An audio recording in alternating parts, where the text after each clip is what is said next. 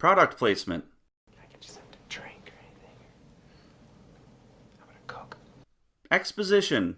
I am talking about the real possibility that he is still out there. The worst run hospital in the history of cinema. And party on, Garth. This Coke's gone bad. All that and more on today's episode of Splatterdrome.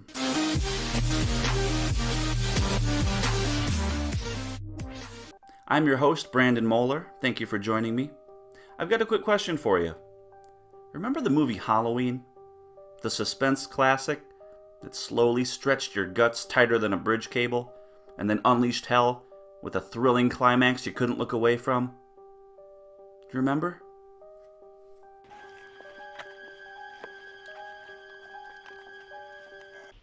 And now for something completely different.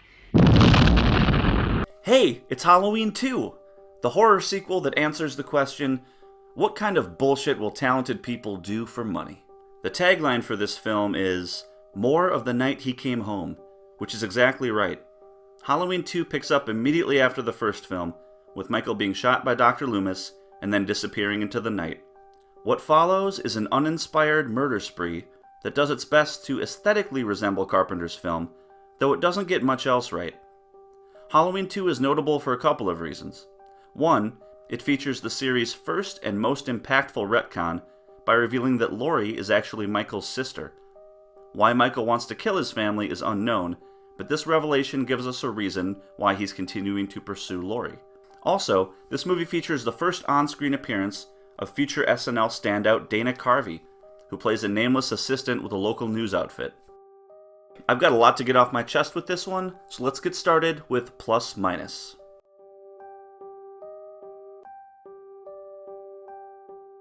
The first plus, body count. Now, depending on your particular taste, this might not actually be a draw for you, but Halloween 2 absolutely cranked up the kill count after the first film, where only 3 murders occurred on screen. Now, by 1981, when this film was released, Friday the 13th had already released 2 installments, and had totally upped the game for all gore movies in the early 80s. So it's really not a surprise that Halloween jumped on this trend. There were only 4 on-screen murders in the first Halloween, most of them darkly lit and bloodless. This film offers 10 much more creative kills, including an exploding car crash, face boiling, and a nurse completely drained of blood. It also shamelessly rips off a kill from Friday the 13th Part 2, where a portly, mustachioed man in uniform gets a hammer to the back of the head. On the positive side, this does make Halloween 2 feel faster paced and a little bit more entertaining than the first film. But on the downside, there's no real tension or suspense here. And for me, that's a big problem. Let's move on to the next plus. Returning talent. In my opinion, the only thing Halloween 2 is successful at is getting the band back together. The principal actors all return. Donald Pleasance, Jamie Lee Curtis, Charles Cyphers as Sheriff Brackett, even Nancy Loomis came back to play Annie's dead body. The more crucial returning contributors, or so you might think, are John Carpenter and Deborah Hill, who wrote and co-produced the film. I'm sorry to say that these roster acquisitions are merely cosmetic. Carpenter and Hill turn in a rotten screenplay that transforms Donald Pleasance into a jabbering prophet of doom and barely features Jamie Lee Curtis at all. If you're looking at stills or promotional materials, it would appear that Halloween 2 is cut from the same cloth as its predecessor, but watching it is an entirely different experience. And that brings us to our first minus, Rick Rosenthal. Now, while John Carpenter did agree to return for this sequel, he did so only begrudgingly. His contract for the first Halloween did not award him much of the royalties that it earned, so he returned as co-producer and co-writer, though in interviews he admits that he had to drink during every writing session, because, in his words, there is no story here. Yeah, no shit. Carpenter passed on the opportunity to direct this film, and in his place stepped Rick Rosenthal. Halloween 2 was his very first feature, and boy does it show. The young director had a simple goal for this sequel: replicate John Carpenter at every possible opportunity. If Rosenthal had any aesthetic ideas of his own, they sure didn't make it into the final cut. In a way, I feel for the guy. He's in a tough spot. A, he's a director with zero clout, following up a hugely successful film. And B, the choice to pick up directly after the original film may have been a mistake without Carpenter at the helm. Think about the kind of pressure that Rosenthal must have been under. He's directing a John Carpenter script, with Carpenter himself on set, and probably feeling like he needed to make this film stylistically indistinguishable to the first in order for it to work as a companion piece. That's a lot to place on the shoulders of an inexperienced director. Rosenthal does a pretty good job of recreating the look of Halloween, but that doesn't go very far with me. So much of what made the first film work was the unhurried pacing and the relentless escalation of anxiety. Rosenthal gets the look right, but can't achieve the tension-release satisfaction of the first film. The filmmaking world may not have known this in 1981, but John Carpenter is a special talent, and when you try to mimic his style, it just makes you look like a hack. And unfortunately, that's what comes to mind for me when I think about Halloween 2 and Rick Rosenthal. Without John Carpenter at the helm of this project, it just comes off looking like a cheesy facsimile of the first movie. Rosenthal does get a few things right, but he does not have the knack for camera movement, or storytelling, or pacing, or the building of tension that John Carpenter brought to the original movie. The next minus: continuity fails.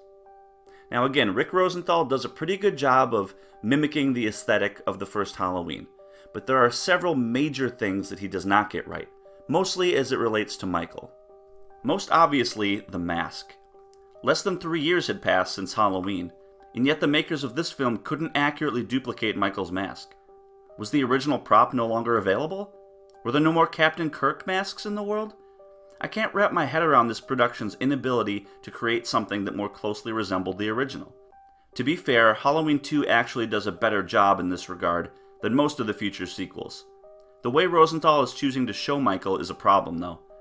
Early on, we're seeing Michael in full, his mask heavily lit, which negates much of the shadowy mystique that Carpenter created around that character. Not only that, but Michael's movements now feel stiff and sluggish, as stuntman Dick Warlock has replaced Nick Castle under the jumpsuit. Even for a stunt performer that never speaks, Dick Warlock has very little charisma. He moves like a damn robot. Under Nick Castle's watch, the character had a fluidity to his movements. He came off as patient and a cunning predator. There was an otherworldly kind of detached curiosity to the way he observed people and negotiated his environments. All of that is gone in Halloween 2, as Michael now trudges around like a North Korean soldier. Our protagonists get even worse treatment. Jamie Lee Curtis returns in a terrible wig and is given very little to do in this film. She's taken to the hospital and then spends most of the movie under sedation. Of course, she comes to just in time to face off with Michael again, but after that, she's whisked away in another ambulance as the movie ends. She barely even has lines. That's no way to treat a scream queen. As for Dr. Loomis, oh brother, this guy is a hyperbolic exposition machine. I shot him in the heart. Can't have gotten very far. Come on. I shot him 6 times. This guy, this man, he's not human. Loomis spends this whole movie either raving hysterically or explaining things to the audience. I'd say this is a betrayal of the character, but really it's just a more cartoonish version of the same behaviors Loomis exhibited in Halloween. Regardless, it's not much fun to watch. Since Laurie and Loomis are inert and absurd, respectively, who is the protagonist of Halloween 2? That brings us to the next minus: Haddonfield Memorial Hospital. The bulk of Halloween 2 takes place at Haddonfield Memorial Hospital, where Laurie is brought early in the film to be treated for her wounds. Now, she's sedated and spends most of the film in bed, and the attention then shifts to a group of debaucherous young medical professionals and their Halloween night pursuits. This motley crew includes love-struck Jimmy, a bumbling security guard, a dope-smoking, lecherous EMT, a well-endowed, overly stimulated nurse, and the one doctor in the whole hospital who is drunk. Where's Dr. Mason? He's been at the country club. I think he's drunk. Oh, great. It's important to note that this modest group of medical professionals are the only people in the whole hospital. It's conspicuously empty. Have you ever seen a hospital this quiet and understaffed on Halloween night? You're telling me that no one in Haddonfield got alcohol poisoning at a Halloween party, or chomped into a razor blade that was hidden inside their mini Snickers? More offensive than this obviously phony hospital is how unlikable these characters are. From the party girl nurse abandoning newborns, to the foul-mouthed EMT Bud and his erotic limericks. Amazing grace, come sit on my face. I can't find a single person to latch onto in this movie. More than that, I'm actively rooting for these dummies to get slaughtered. And sure, that can be part of the fun with these types of films, but Halloween wasn't that way, and it's disappointing that the series moved in that direction so quickly. By the time Michael shows up and starts chasing Laurie through the dark, deserted hospital hallways, I have to admit, the setting is very effective. But you know what? I do not care. I am annoyed. Contrivances annoy me, and all the hospital scenes leading up to this finale are a real chore to watch. The next minus, miscellaneous stupidity. Halloween 2 is a film rife with stupidity. Here are some personal favorites. Number 1, as Dr. Loomis pronounces it, Sam Hain. Let's listen as Dr. Loomis educates all of us. It's a Celtic word. Sam Hain. Actually, it's pronounced Samhain, but go on. It means the Lord of the Dead. In order to appease the gods, the Druid priests held fire rituals. Prisoners of war, criminals, the insane, animals were burned alive in baskets. No, all of that is incorrect also. Thank you for making us dumber. Number 2, everybody knows Laurie. Now, from the first film, we remember that Laurie Strode is defined as an antisocial, unpopular teenage girl. And yet in Halloween 2, everywhere she goes, she's recognized. Yeah, her name's Laurie Strode. It's Laurie Strode. Yeah. Oh, Laurie. Hi there. Now, my wife suggested that people are recognizing Laurie because her family owns a local real estate business. But you know what? I don't buy it. And I'll tell you why. My father is a local celebrity in my hometown, and people recognize him anywhere we go. And we have to do these little stop-in chats, and it's a whole thing. But that never translated into people recognizing me because of him. No one said, "Oh, you're blah blah blah's son." It's bullshit. Laurie faking comatose. Near the end of the second act, Laurie fakes a coma in order to escape her hospital room, as if it's been heavily guarded the whole night or something. The goddamn hospital is empty. She could have walked out anytime she wanted. Looney Tunes. Look familiar? How about this?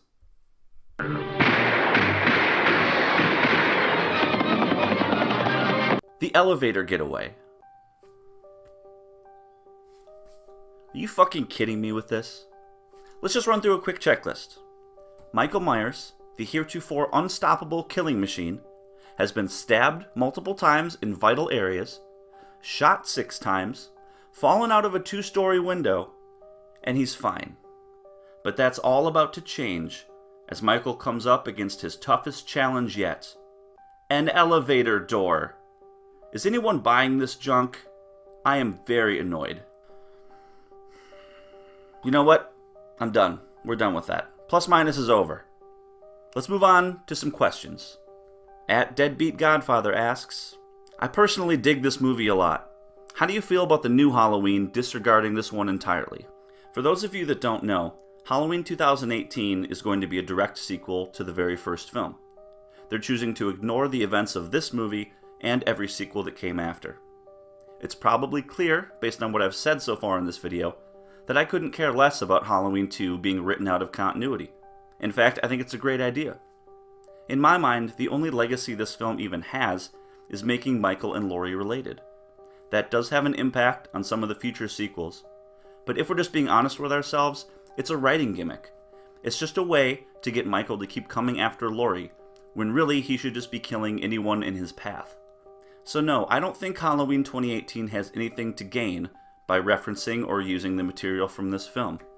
I don't know how it would make sense to anyway, considering that Michael has his eyes shot out and then is blown up at the end of the movie. Anyway, thanks for writing in. I'm going to move on to a couple of awards now. Here's a new one. The Golden Turd Award. And it goes to John Carpenter and Deborah Hill. Every once in a while, you have to crush and shame your heroes when they let you down. And that day has come for me. Sorry, John Carpenter and Deborah Hill, but this script sucks. It's very obvious that Carpenter was not interested in this movie. Look at this splatter by numbers script. The cheap scares. The idiotic, bumbling, frustrating characters. It's shocking for me to even think this, but Halloween 2 would have been better without John Carpenter. Now let's move to an award that's a little more fun. Best Kill. And that one's easy. It goes to The Boiled Nurse. The only highlight of this film for me is the death of hot-to-trot Nurse Bailey, who is drowned in boiling hot water in the hospital's basement. I hate this character, and I'm always glad to see her meet such a brutal end. Very well done. And now the moment of truth. After considering all these things, where do I rate Halloween 2 from 1981? Well, there are only 3 things that I like about Halloween 2. The Chordettes singing Mr. Sandman, the boiled bimbo, and this image of Michael with the blood running down his mask. Those things aside, Halloween 2 is a real stinker. It's badly written, it's made laughable by hammy performances and dialogue, and it's populated by stupid, detestable slasher movie stereotypes. What surprises me most about Halloween 2 is how much people seem to like it. When I asked people for questions on Instagram, I mostly got statements. Statements like, "I love this movie," or "It's one of the best horror sequels ever." I even had a guy try to tell me that Halloween 2 stands up today better than the original film, which is obviously insane. So it got me wondering, am I being a little too harsh? No, I don't think so, and here's why. If this movie were a sequel in several other horror franchises, it would be fine. If it were a Friday the 13th sequel, for instance, I think I'd be okay with it. But as a follow-up to the truly classic, masterful Halloween, this is an unworthy product, and it's only going to get 1 star out of 5. It's definitely near the bottom of the list for me, for the Halloween franchise, and I think it's one of the less successful Part 2s in general. Thank you so much for joining me today on Splatterdrome. I hope you enjoyed the video. I'll be back next week talking about Halloween 3, Season of the Witch.